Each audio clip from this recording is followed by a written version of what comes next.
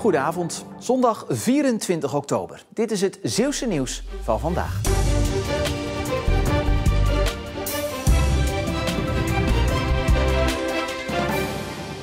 De gemeente Middelburg gaat vluchtelingen opvangen in Studio A58. Daarmee geeft de gemeente gehoor aan een oproep van de commissaris van de Koning. De eerste 100 vluchtelingen komen vandaag aan. Mensen die op dit moment op stoelen slapen in Ter Apel vanuit Groningen, dus die worden doorgestuurd. Wie dat zijn, dat weten we niet. Als wij een go geven van het is ingericht, nou dat gaat zo dadelijk gebeuren, dan gaan de bussen rijden. Vanochtend waren de voorbereidingen nog in volle gang voor de komst van de eerste 100 mensen. Later deze week komen er nog 150 mensen bij. Dat het zo snel is geregeld had wel gevolgen voor het informeren van de buurt. Een van de onderdelen waar je secuur op moet zijn is ook de communicatie met je inwoners en bedrijven eromheen. Dat is helaas nu op een heel kort moment gisteravond gebeurd. Daarvoor maak ik ook mijn excuus, want normaal willen we dat op een hele goede manier doen. Ja, inwoners hebben inderdaad nog maar net gehoord dat hier dus asielzoekers komen. Wat zijn de reacties? Nou, op dit moment heel positief. Goed, keurig, dat Middelburg ook zijn punt inneemt. En dus nog geen negatieve reacties, dus dat is prima. De verwachting is dat er het komende half jaar vluchtelingen worden opgevangen in Studio A58 vanwege de grote toestroom. Daarna wil de gemeente dat de spoedopvang weer bij het bestaande asielzoekerscentrum wordt ondergebracht. Ja, dus alle hens aan dek om goede en gekwalificeerde mensen te werven. Volgens Leendert Muller van sleepbootdienst Multraship zijn er door vergrijzing en groei veel nieuwe mensen nodig in de maritieme sector. Maar het schort volgens hem aan voldoende aandacht voor het vak. Er wordt weinig voorlichting op scholen gegeven. We vinden ook dat de overheid daar iets meer aan zou kunnen doen. Wij proberen al op de zeevaartschool leerlingen uit te nodigen om stage te komen lopen bij ons. Zoals u kunt zien zetten we ze dan ook op de simulator hier zo om te kijken van hoe gaat het nou hun te laten proeven aan ons vak. Wat best wel een sexy vak is ook, high-tech equipment. Dus we proberen leerlingen zo vroeg mogelijk naar ons toe te trekken en hopelijk binnenboord te houden. Jordi is een van de mensen die een toekomst op het water wel ziet zitten. Je bent altijd in de buitenlucht. Dus in wind en weer, dat dan weer wel. Maar ik vind het wel een mooi beroep. Sinds een aantal jaar maakt Multraship gebruik van een simulator. Dat is geen vervanging voor de praktijk, maar het opleiden van mensen gaat hiermee wel sneller. Het manoeuvreren echt van de sleeboten, het bedienen van de schepen, orders opvolgen van de loodsen die op het grote schep staan. Dat proberen wij allemaal zo real life mogelijk na te bootsen. De nieuwe sluis in Terneuzen en de Seine-Schelde-verbinding zorgen voor nog meer groei de komende jaren volgens Multraship. En nieuwe aanwas is daarom meer dan welkom. Je ziet steeds groter wordende schepen, dus daarvoor zijn sleepboten nodig om die de havens in en uit te brengen.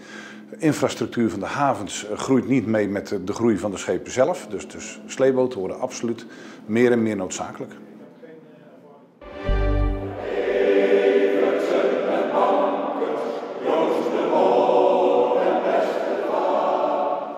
Het Zeeuws Mannenkoor trad vandaag voor het eerst na 22 maanden weer op.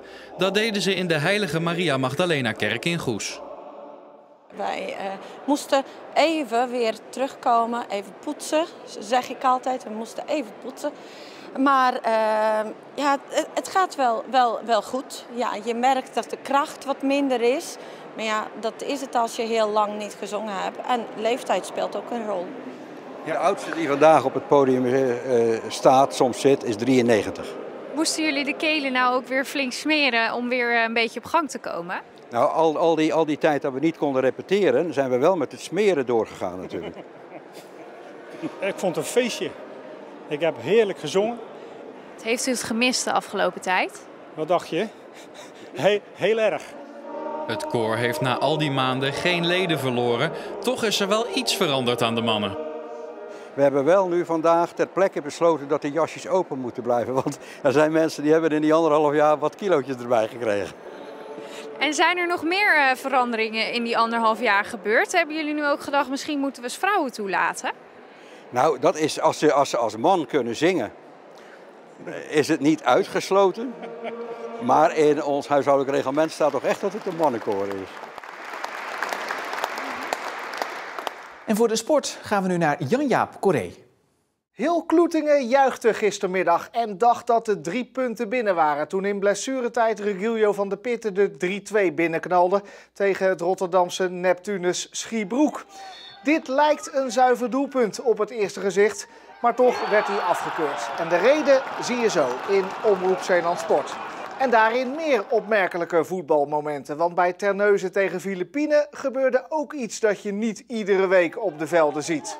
Terneuzen-speler Rob de Poter krijgt een klap met de vlag van de grensrechter William de Bruin, die vervolgens door een duwtje tegen de grond gaat.